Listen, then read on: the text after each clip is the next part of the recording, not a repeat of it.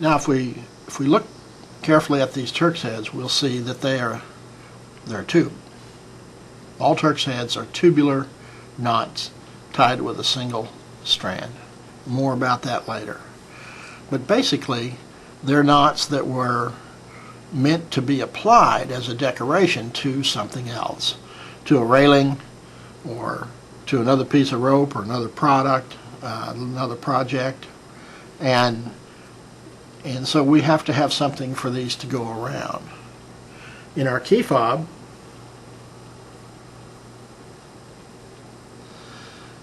I took this tube and I slid it over a folded braid, didn't I? And then I tightened it down to a smaller form. And so let's take a look at some braids that we'll use in this application for these tubular knots. Like the Turk's head knots themselves, the braids, they originated with sailors also. I'm going to zoom in here just a little bit so we can see it a little bit better.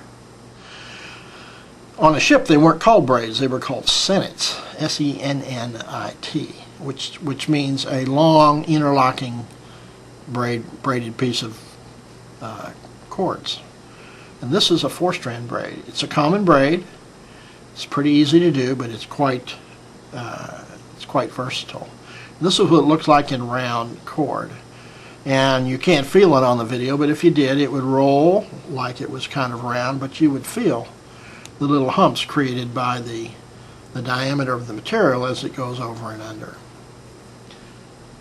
When we take this same thing and we do it in leather, okay, we get the same braid, but it feels much more round, and that's due to the width of the leather lace that we're using. But it's a very handy braid, and it's the one I used in the key fob. If we look at the key fob here,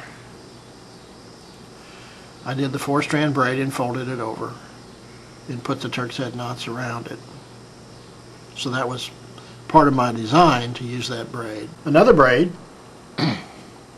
again, a sennet for the sailor, a braid for the braider, the Western braider.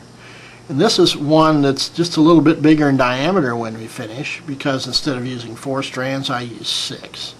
And so when we have a need for a larger diameter braid, we'll increase the number of strands. That not only gives us an increase in diameter, but sometimes it gives us a difference in the patterns that appears down the braid.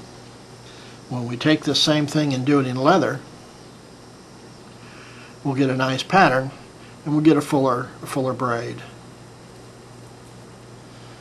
Different looking braid than the 4-strand braid. We can compare them here. And you'll see there's a fuller pattern in the 6-strand braid because we have more strands.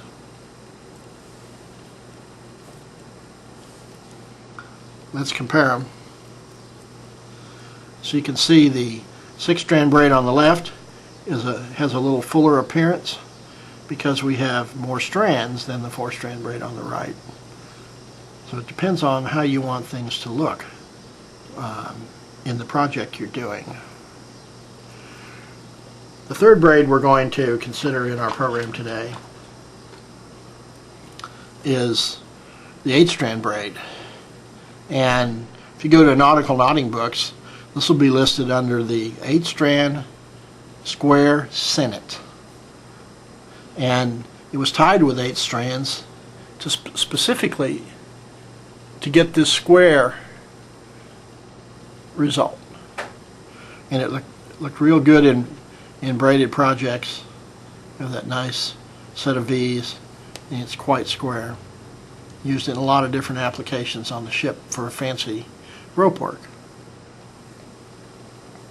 When we take the same thing and we tie it with leather,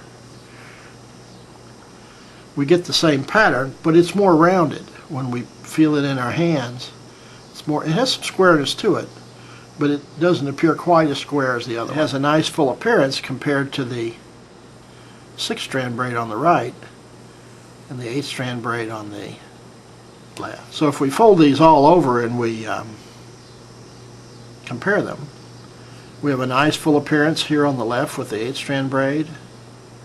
Then there's the 6, and then there's the 4. And it just depends on the appearance you want in the final project as to which one of these you choose. More strands, the bigger the diameter, and the smoother the overall pattern works out.